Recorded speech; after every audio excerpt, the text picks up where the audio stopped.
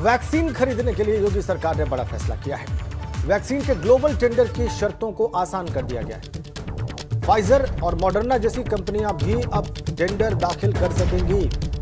चीन समेत पड़ोसी देशों को टेंडर दाखिल करने के लिए केंद्र से मंजूरी लेनी होगी। निविदा राशि को भी 16 करोड़ से घटाकर 8 करोड़ रुपए कर दिया गया है। 7 मई को योगी सरकार ने कोरोना वैक्सीन खरीदने के लिए ग्लोबल टेंडर जारी किए थे।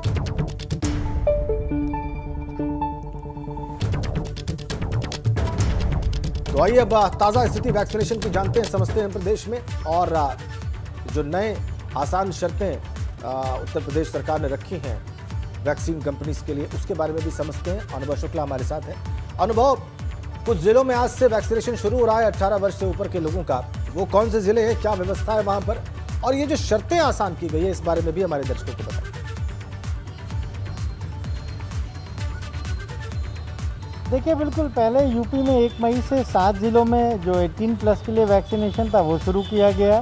फिर उसके बाद ये 11 और बड़े और 18 जो शहर है वहाँ पर शुरू हो गए, यानी सारे नगर निगमों में शुरू कर दिया गया। और अब 5 और जो कमिश्नरीज थी, जैसे चित्रकूट, बांदा, आजमगढ़, मिर्ज़ापुर, इन सभी जगहों पर अब ये आज से शुरू हो जा रहा है। यानी अब यूपी में हम कहें तो जितने भी नगर निगम हैं उन शहरों में और जितनी भी कमिश्नरीज़ का मुख्यालय है उन ज़िलों में ये वैक्सीनेशन शुरू हो रहा है। कई ज़िलों में आज जो प्रभारी हैं ज़िलों के वो मौजूद रहेंगे और इसकी शुरुआत करेंगे। लगातार यूपी सरकार की कोशिश यही है कि 18+ का जो वैक्सीनेशन है उसे बढ़ाया जाए। और अब जो उन्होंने पहले 50-50 लाख के डोज के ऑर्डर दिए थे, पहले इसको जो सीरम इंस्टीट्यूट को और भारत बायोटेक को, दोनों की तरफ से उसी में से कहीं ना कहीं ये वैक्सीन भेजी जा रही है। कुछ समय पहले जो है वो 5 लाख वैक्सीन आई थी, फिर 10 लाख वैक्सीन आई। इसी तरीके से जब वैक्सीन उपलब्ध हो रही है तो सरकार धीरे धीरे अब ज़िलों की संख्या बढ़ा रही है, वैक्सीनेशन बढ़ा रही है।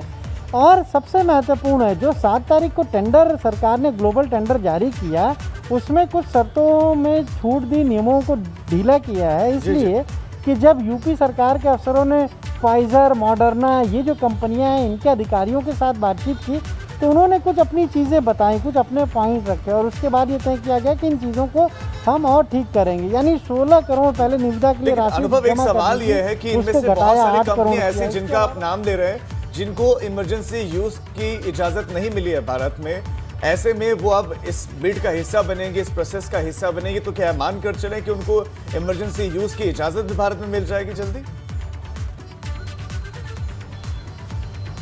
देखिए, केंद्र सरकार ने अब ये कह दिया है कि कोई भी कंपनी जिसको कि WHO ने अपनी तरफ से मंजूरी दी हुई है उसको हम तुरंत अप्रूवल दे देंगे। अगर वो अप्लाई करेंगे 1 या 2 दिन में उसको अप्रूवल मिल जाएगा।